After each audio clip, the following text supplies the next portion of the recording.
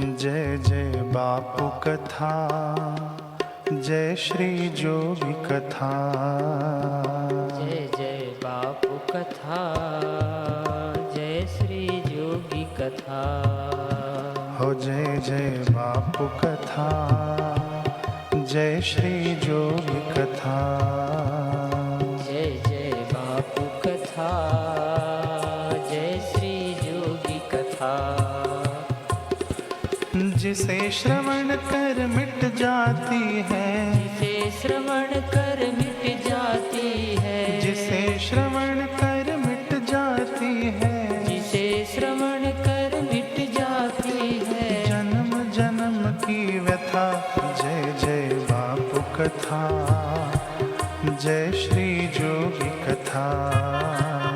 जय जय बापू कथा, जय श्री जोगी कथा। ओ जय जय बापू कथा, जय श्री जोगी कथा। जय जय बापू कथा, जय श्री जोगी कथा।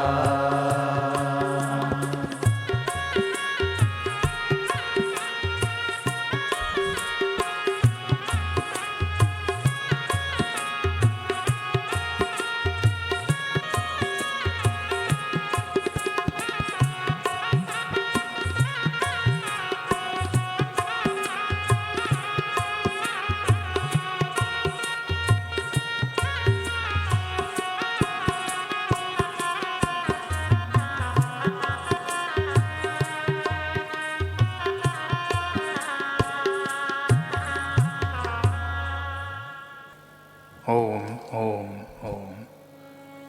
पूज्य गुरुदेव की पावन प्रेरणा आशीर्वाद से हम श्री आशा रामायण जी कथामृत का रस पान कर रहे हैं।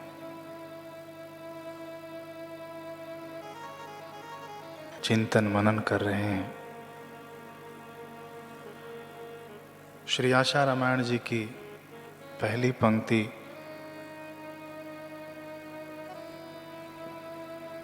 गुरु चरण रज शीश धरी हृदय रूप विचार। तो गुरु चरण रज पर पहले हमने चिंतन किया, शीश धरी पर चिंतन किया। अब हृदय रूप विचार, ये हमने पहले ही चिंतन मनन किया था कि श्री आशा रामायण जी कथामृत या श्री आशा रामायण जी की जो पंक्तियाँ लिखी गई हैं, ये माता सरस्वती के द्वारा ही इनका निर्माण किया गया है। एक एक शब्द में, एक एक वाक्य में ब्रह्म का दर्शन, ब्रह्म की झलक हमें प्राप्त होती है। अनोखा ज्ञान छुपा हुआ है। इसीलिए इस ग्रंथ को वेदांत का सार कहा। वेदांत का सार। तो हृदय रूप विचार, सीधा सरल अर्थ देखा जाए तो हृदय में विचार करें रूप का। लेकिन यदि इस शब्द का थोड़ा छंदी विच्छेद किया जाए, हृदय को अलग किया जाए, रूप को अलग किया जाए और विचार को अलग किया जाए, हृदय भक्ति का सूचक बन जाएगा और विचार ज्ञान मार्ग का सूचक बन जाएगा। ध्यान दीजिएगा, हृदय रूप विचार। और रूप जो है वो प्रत्यक्ष परमात्मा का विग्रह मान लें या गुरुदेव का श्री विग्रह मान लें, गुरुदेव हमारे साथ हमारे समक्ष रहते हैं वो मान लें, या जो अपना स्वरूप है उसे मान लें। हृदय भक्ति, रूप प्रत्यक्ष दर्शन और विचार अपने स्वरूप की ओर अग्रसर होना।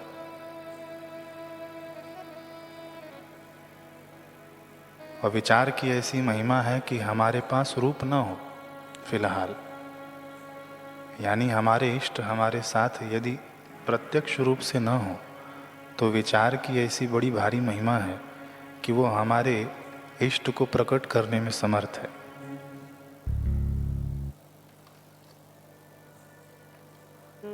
विचार में ऐसी शक्ति है।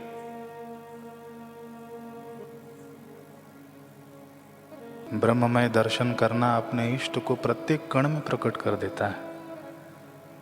प्रहलाद के लिए, ध्रुव के लिए भगवान कहीं अलग नहीं रह गए थे, उनके इष्ट कहीं अलग नहीं रह गए थे। ये विचार की महिमा है।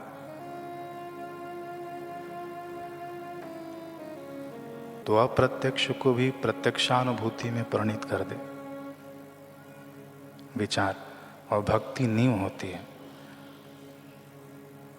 आदि गुरु शंकराचार्य जी कहते हैं कि स्वरूप अनुसंधानम भक्ति रीति अभिधेय अभियते, यानी स्वस्वरूप का अनुसंधान, ये भक्ति कहा जाता है।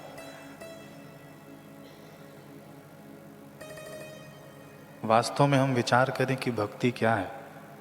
गुरुदेव में श्रद्धा होना, या गुरुदेव के प्रति ममत्व होना, या अपने इष्ट के प्रति ममत्व होना, लगाव होना, लेकिन ये सब हमारे मत हो जाएंगे। आदि गुरु शंकराचार्य जी के मत से सस्वरूप अनुसंधानम,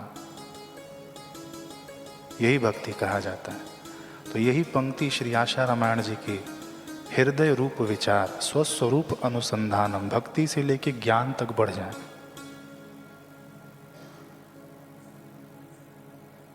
अर्जुन के पास रूप था, भगवान थे युद्ध के मैदान में, सब जगह। लेकिन जब अर्जुन ने अपना हृदय बिछा दिया, सेना नहीं मांगा, भगवान को मांगा, तो भगवान उसको विचार तक ले गए, सस्वरूप अनुसंधान की ओर ले गए। ज्ञान योग, भक्ति योग, भक्ति को योग बना दिया, ज्ञान को योग बना दिया, हृदय रूप विचार।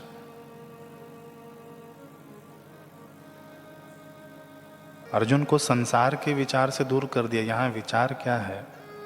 स्वरूप का विचार। शंकराचार्य जी के मत से स्वस्वरूप अनुसंधान। भगवान कहते हैं कि सत्य क्या है, असत्य क्या है, अर्जुन उसका विचार कर।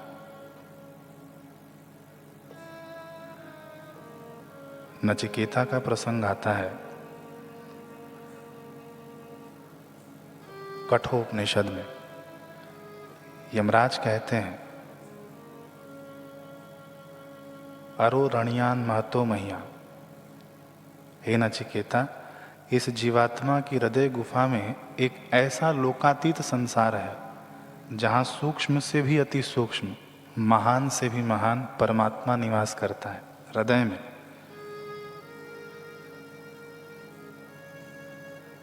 यमदेव कह रहे हैं नचिकेता पर प्रसन्न होकर। आगे कहते हैं कि एष सर्वेषु भूतेषु गुणात्मा न प्रकाशते, और परम तत्व माया के पर्दे के पीछे छिपे होने के कारण उसको प्रत्यक्ष नहीं होता। केवल सूक्ष्म तत्वों को समझने वाले पुरुषों द्वारा ही अति सूक्ष्म बुद्धि से वह देखा जाता है जो हृदय में परमात्मा है।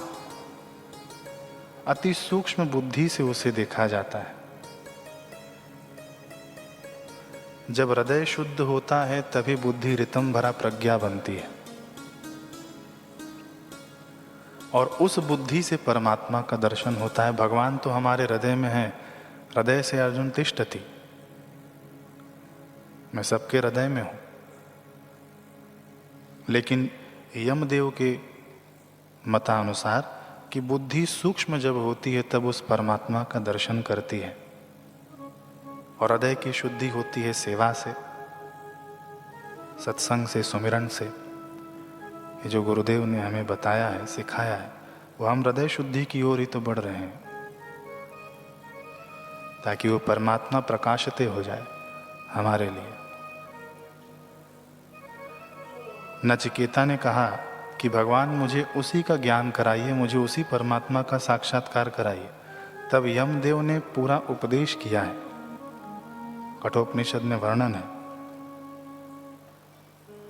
उपदेश करने के बाद कहा कि लो नचिकेता, हृदय गुफा में व्याप्त परम तत्व यही है जिसके विषय में तुम पूछ रहे थे।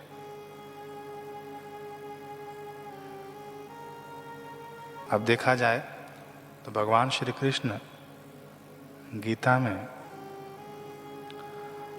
अपनी 54 विभूतियां बताते हैं। अब आजकल की भाषा में कहा जाए तो 54 एड्रेस बता रहे हैं अर्जुन को। इंद्रियों में मन में हूँ, शब्दों में ओंकार में हूँ, यज्ञों में जप यज्ञ में हूँ, वृक्षों में पीपल में हूँ, मनुष्यों में राजा में हूँ, शस्त्रों में वज्र में हूँ, पितरों में अर्यमा में हूँ। इस प्रकार से 54 प्रकार का एड्रेस भगवान ने बता दिया अर्जुन को।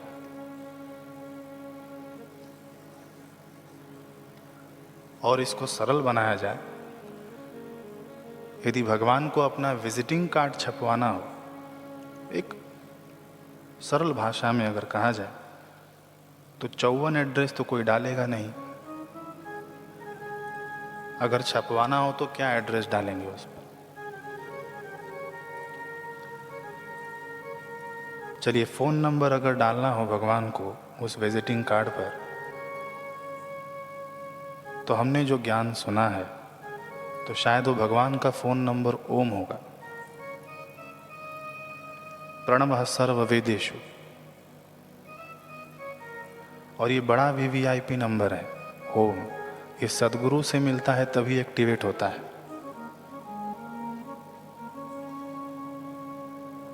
केवल अंक लगाने से फोन थोड़ी लग जाता है। जब सदगुरु से जब नेटवर्क पकड़ता है तब एक्टिवेट होता है। और यहाँ अभी आजकल के ज़माने में 3G, 4G, 5G ये नेटवर्क होते हैं, लेकिन जब गुरुदेव का जब नेटवर्क पकड़ता है तब नटवर से नेटवर्क जुड़ जाता है।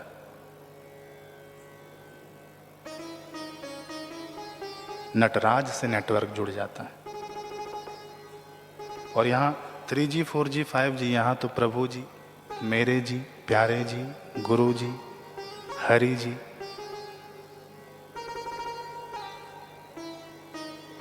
तो डायल कैसे करें इस ओमकार को? माला से करें, मानसिक करें, या हृदय से करें?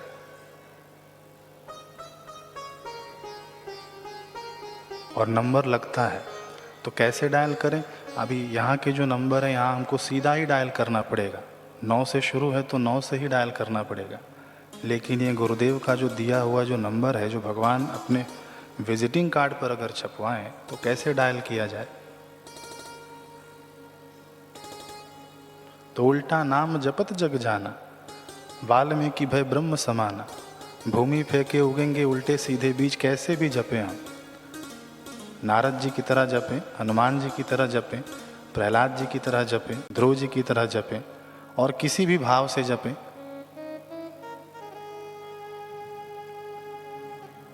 और ये लाइफ टाइम रिचार्ज नहीं है। ये तो जब तक हम मुक्त नहीं होंगे तब तक ये गुरुदेव का नंबर ही रिचार्ज कर दिया गया है। कभी भी लगाओ लग ही जाएगा। ऐसा नहीं कि इसका रिचार्ज खत्म हो गया।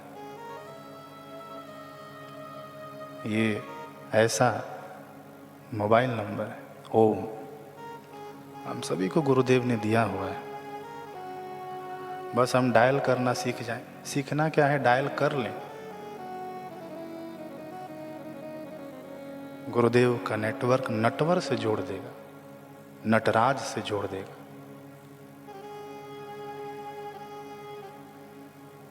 तो भगवान क्या एड्रेस छपवाएं? ये 54 एड्रेस तो छपवा नहीं सकते।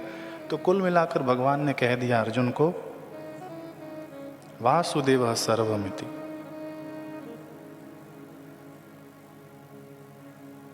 फिर हृदय से अर्जुन तिष्ठति, कि हे अर्जुन, मेरा एक परमानेंट एड्रेस है। हृदय से अर्जुन तिष्ठति, मैं सबके हृदय में वास करता हूँ। देखना है तो मुझे सबके हृदय में देख ले। यही एड्रेस है और यही फ़ोन नंबर है भगवान का।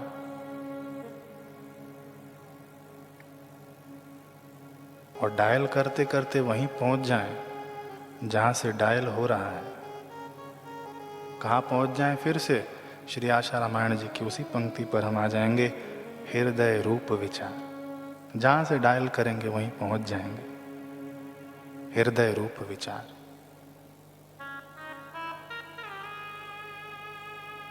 शिव जी भी इसी बात को पुष्ट करते हैं कि अंगुष्ठ मात्रम पुरुषम ध्याये च चिन्मयम हृदय।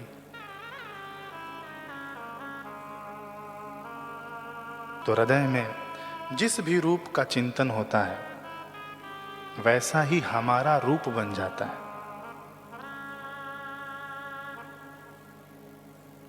हृदय में क्रोध का चिंतन होगा, ये सत्संग गुरुदेव का सत्संग है, उसका अंश हम यहाँ पर चिंतन कर रहे हैं कि हृदय में क्रोध का चिंतन होगा तो व्यक्ति क्रोधी दिखेगा, क्रोधी बन जाएगा।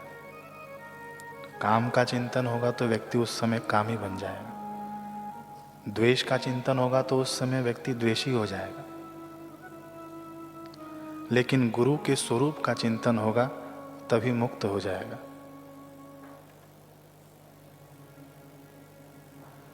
मीरा ने हृदय में भगवान के अमृत तत्व का चिंतन किया तो विष अमृत में परिणित हो गया। प्रहलाद ने अपने हृदय में व्यापक स्वरूप का चिंतन किया भगवान का, तो प्रहलाद के लिए भगवान कहीं वैकुंठ में नहीं रह गए। खंभे को तोड़ा तो उसमें से भगवान आ गए। ध्रुव ने हृदय में सबसे ऊंचे में ऊंचे परमात्मा का चिंतन किया तो परम पद को पाया, अटल पद पाया। ऐसे ही हमारे भारत के कई ऐसे संत, बाबा मुक्तानंद जी हो गए, अखंडानंद जी हो गए, तो सबने अपने अपने हृदय में गुरुदेव के स्वरूप का अनुसंधान किया, रूप से स्वरूप की ओर आए। सहजो भाई, बहिना भाई, कई ऐसे हो गए।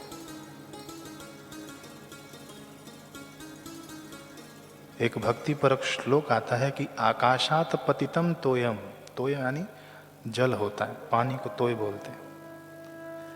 आकाशम पतितम तोयम, आकाश से जब जल गिरता है तो यथा गच्छन्ति सागरम, वो सीधा सागर में ही जाएगा। तो सर्वदेव नमस्कारः केशवम प्रतिगच्छति, तो हम जिसको भी नमन करते हैं वो उस भगवान को ही नमन करते हैं, क्योंकि हृदय से अर्जुन तिष्ठति ईश्वरः सर्वभूतानां।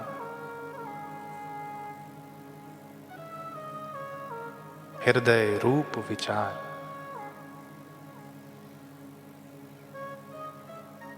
एक गुरु अपने शिष्यों के साथ बैठे हुए थे, तो शिष्यों में कुछ चर्चाएं चल रही थी। उस समय एक चर्चा चली तो एक क्रोध पर आकर बात रुक गई, अटक गई। गुरुदेव ने शिष्यों से पूछा, अच्छा बताओ, क्रोध आने पर लोग एक दूसरे पर चिल्लाते क्यों हैं? और जिस पर क्रोध आता है वो व्यक्ति बगल में ही खड़ा रहता है, लेकिन फिर भी वो व्यक्ति चिल्लाता क्यों है? ऐसा गुरु ने अपने शिष्यों से पूछा। चीख कर बोलने की क्या जरूरत है? बात धीरे से भी तो कही जा सकती है। अब गुरुदेव के इस प्रश्न पर सभी शिष्य विचार में पड़ गए। बहुत से उत्तर भी आए, लेकिन उसमें कोई भी उत्तर सर्वसम्मति से नहीं जुटा पाया, सर्वसम्मति नहीं जुटा पाया। तो उत्तर जानने के लिए सबकी नजरें फिर से पुनः गुरुदेव के ऊपर टिक गई। तब गुरुदेव ने कहा, बड़ी मार्मिक बात, कि जब दो व्यक्तियों को एक दूसरे पर क्रोध आता है तो उन दोनों के दिलों के बीच का फासला बहुत बढ़ जाता है। दिलों में आई इस दूरी को तय करने के लिए वे एक दूसरे से जोर जोर से चिल्लाकर बात करते हैं। क्रोध जितना तीव्र होता है, दिलों में दूरी भी उतनी ही बढ़ती जाती है, फिर इंसान उतने ही जोर से चिल्लाता है। शब्द बड़े गहरे थे, सभी शिष्यों के हृदय में गहरे उतर गए। फिर गुरुदेव ने आगे कहा, परंतु प्रेम में क्या होता है? जब आपस में प्रेम होता है तब दिलों के बीच की दूरी घटती चली जाती है, और जब प्रेम अपनी पराकाष्ठा को छू लेता है तब फिर शब्दों की आवश्यकता नहीं रह जाती। प्रेम अगर पराकाष्ठा को छू ले तो शब्दों की आवश्यकता नहीं रह जाती। तुम तसल्ली ना तो बस बैठे ही रहो, महफिल का रंग बदल जाएगा। ये शिष्य के हृदय का भाव है। तुम तसल्ली ना तो बस बैठे ही रहो। क्यों? क्योंकि हृदय की दूरी खत्म हो गई है गुरुदेव से। प्रेम की पराकाष्ठा हासिल कर ली है उस शिष्य ने, सत शिष्य ने। हमें अपने दोषों से लड़ने की आवश्यकता नहीं रह जाती। फिर जब शिष्य प्रेम की पराकाष्ठा को, शिष्य का हृदय अपना हृदय नहीं बसता, शिष्य का हृदय गुरु का हृदय हो जाता है, गुरु का हृदय शिष्य का हृदय हो जाता है। क्योंकि प्रेमा भक्ति हृदय से ही तो संबंध रखती है।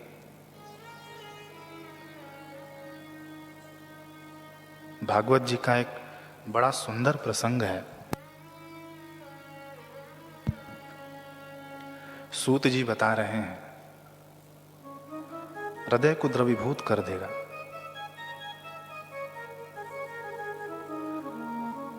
भगवान इस समय मथुरा में है।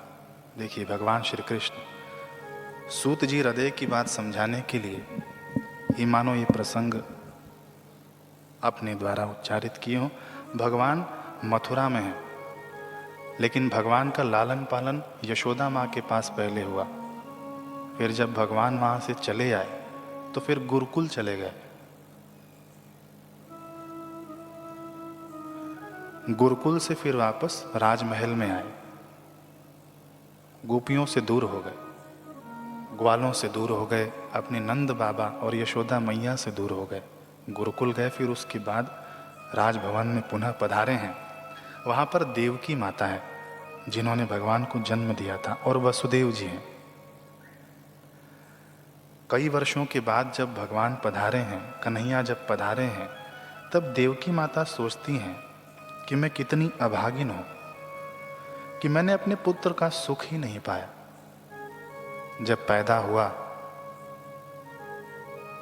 तो उसे यशोदा माँ के गोद मिला, गोद में बड़ा होने का अवसर मिला। यहाँ पर आया तो अब गुरुकुल में चले गया। अब इतना बड़ा हो गया है, वो आया है, पता नहीं उसे क्या पसंद होगा, मैं उसको क्या खिलाऊंगी, कैसे मतलब उसको मैं संभालूंगी, क्या मेरे द्वारा उसकी माता की पूर्ति तो हो जाएगी ना। ऐसे कई विचार माता देवकी के हृदय में। भगवान लौटे हैं, माता ने अपने हाथों से व्यंजन बनाए, खूब बड़े थाल में स्वयं अपने हाथों से लेकर गई, भगवान के कक्ष में रख दिया। भगवान ने एक निवाला तोड़ा, उठाया, तब तक उनकी दृष्टि थाल में रखे हुए मक्खन पर पड़ गई।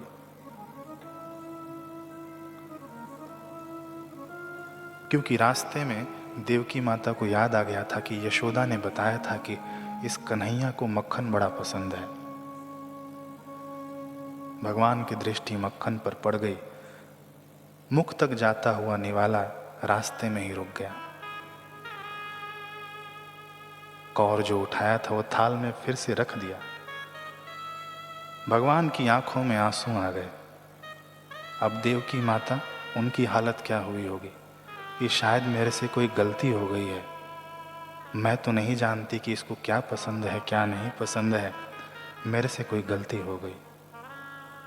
भगवान खड़े हुए वहाँ से, और उस भवन में खिड़की बनी थी, उस खिड़की की तरफ देखकर सिसक सिसक कर रोने लगे। माता देवकी भी उठी और चले गई वहाँ से, वे भी रोती हुई वसुदेव जी के पास पहुँची। देखिए न, कन्हैया रो रहा है, मेरे पास तो कुछ भी नहीं कि उसे मनाऊं, कैसे मानेगा वो।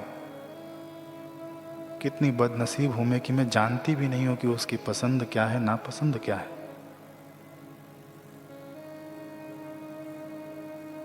इतने में वहां पर उद्धव जी आए।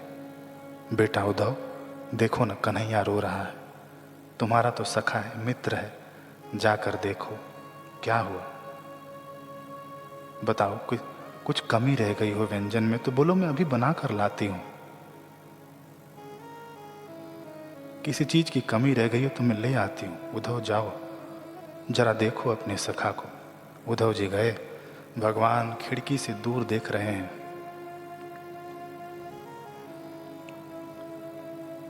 प्रभु क्या हुआ? भगवान मुड़े हैं। उनकी आंखों में मानो पूरा दरिया उतर आया हो। उद्धव मोहे ब्रज बिसरत नाही। आज ये मक्खन देखकर मुझे ब्रज की याद आ गई।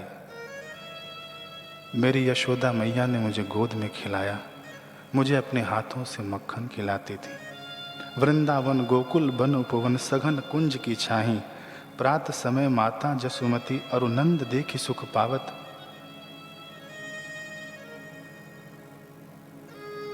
मेरे नंद बाबा, मेरी माँ कैसे रहती होंगी? नंद बाबा जानबूझकर जूतियां नहीं पहनते थे।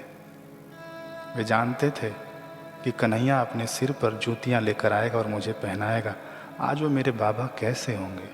इतना कहकर भगवान खूब रो रहे हैं। वो ग्वाल जिनको मैं माखन चुरा कर खिलाता था, वे ग्वाल अब कैसे होंगे?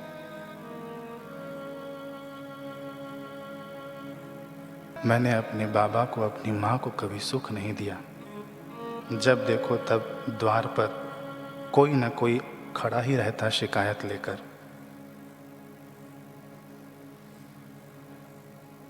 वे सब रोते होंगे। उद्धव, वो सब रोते होंगे।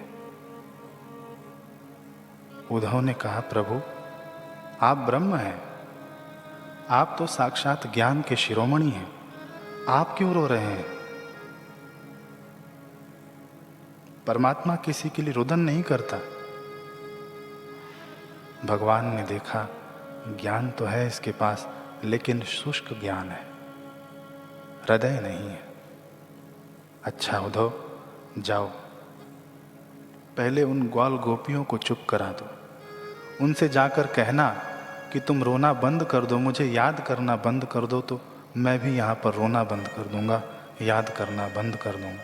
मेरे नंद बाबा को जाकर समझाना, मेरी माँ यशोदा को जाकर समझाना।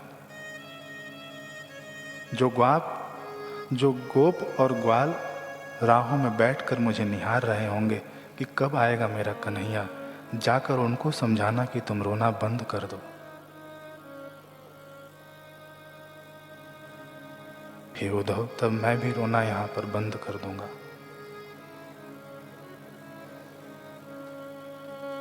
उद्धव ने कहा, भगवान बस इतनी सी बात है, मैं बृहस्पति गुरु का शिष्य हूं। मैं यूं गया और उनको ज्ञान की बातें समझाकर मैं पुनः आ जाऊंगा। आज ही जाऊंगा और आज ही लौट आऊंगा। उद्धव जी जाने की तैयारी कर रहे हैं। भगवान ने अपना मोर मुकुट उतारा और उद्धव जी के सिर पर रख दिया। अपनी दुशाला उतारी, उनके ऊपर रख दी। प्रभु इसकी आवश्यकता नहीं है। नहीं नहीं उद्धव, इसी की आवश्यकता है। ग्वाल और गोप हृदय से जुड़े हुए हैं, इसी की आवश्यकता है। तुमको कोई नहीं पूछेगा उद्धव, तुम्हारी तरफ तो कोई देखेगा भी नहीं उद्धव। ये ग्वाल और गोपियां हृदय की भाषा जानते हैं। ये ले जाओ।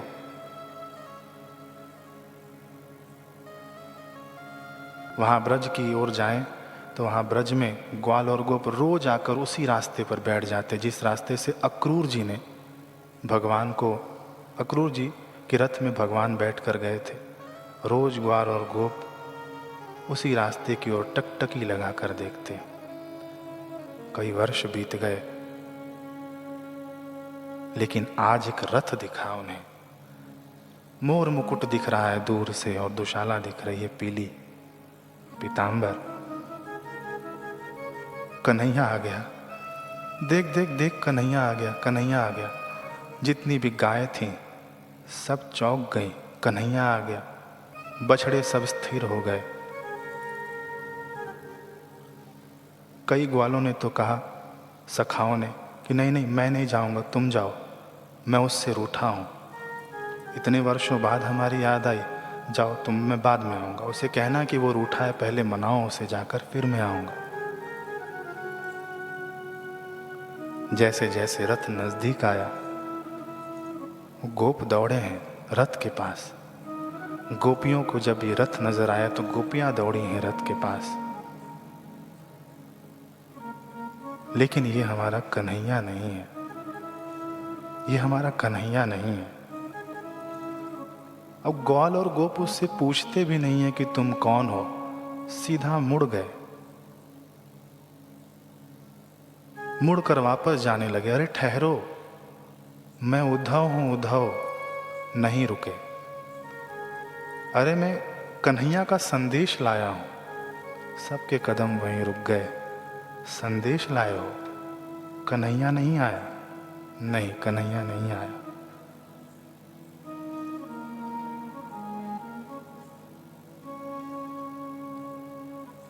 मुझे नंद भवन का रास्ता बताओ, मुझे कन्हैया के घर पहुंचाओ। गोपियां कहती हैं कि देखो ये जो पानी की जो धारा बहकर आ रही है ना, इसी धारा को पकड़कर चले जाओ। ये कोई आम धारा नहीं है, ये पूरे ब्रज के ग्वाल और गोपियों के अश्रुओं की धारा है, नंद बाबा की धारा है अश्रुओं की, माँ यशोदा की अश्रुओं की धारा है, समस्त पशु पक्षियों की अश्रुओं की धारा है। इसे पकड़कर सीधा पहुंच जाओगे। उद्धव जी गए हैं, आवाज लगाई, बाबा, नंद बाबा। एक दुबला पतला व्यक्ति बाहर आया, आंखें धसी हुई। कौन हो? मैं उद्धव हूं। क्या नंद बाबा नहीं है? बोलो मैं ही हूं। उद्धव की आंखें अब भर आईं। भगवान ने कहा था कि मेरे बाबा बड़े रुष्ट पुष्ट हैं, उनके चेहरे पर चमक मिलेगी। लेकिन ये क्या, दुबला पतला शरीर, आंखें धसी हुई। मैं उद्धव कन्हैया का संदेश लाया हूं। इतने में माँ यशोदा आई। वार्तालाप हुई। माँ उनकी लीलाएं याद कर रही हैं, भगवान की ओर रोए जा रही हैं, उद्धव सुने जा रहे हैं। ऐसा हृदय में यशोदा माता की भक्ति जमी हुई है कि उनका प्रभाव उद्धव जी पर पड़ गया। अब उद्धव जी की भी आंखें भर आईं। भक्ति का रस उद्धव जी में छलकने लगा। हृदय रूप विचार, हृदय में रस भरने लगा। दूसरा दिन बीता। गोपियों के पास उद्धव जी गए। गोपियों के पास उद्धव जी गए कि मैं कन्हैया का संदेश लाया हूं। कोई गोपी सुनने को तैयार नहीं है, हमें नहीं सुनना कोई संदेश वंदेश। इतने में एक भौरा उड़कर आता है गोपियों के कानों के पास, एक गोपी के कान के पास। तो मानो वो गोपी भंवरे को सुना रही है, लेकिन सुना उद्धव जी को रही थी कि तू काला कलूट उस कालिया का संदेश लेकर आया है। जैसे तू रस चूस कर भाग जाता है, ऐसे ही वो हमें त्याग कर चले गया। वो उद्धव जी को सुना रही हैं, भौरे को संकेत करके। भ्रमर गीत उद्धव, भ्रमर गीत भागवत में प्रसिद्ध है।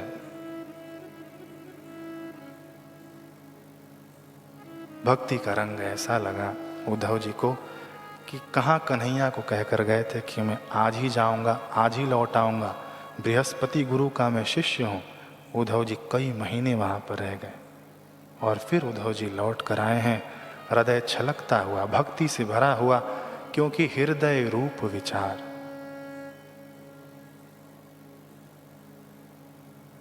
भक्ति का श्रृंगार ज्ञान है, लेकिन यदि केवल ज्ञान हो, भक्ति न हो तो शुष्क रूखा वेदांती हो जाएगा।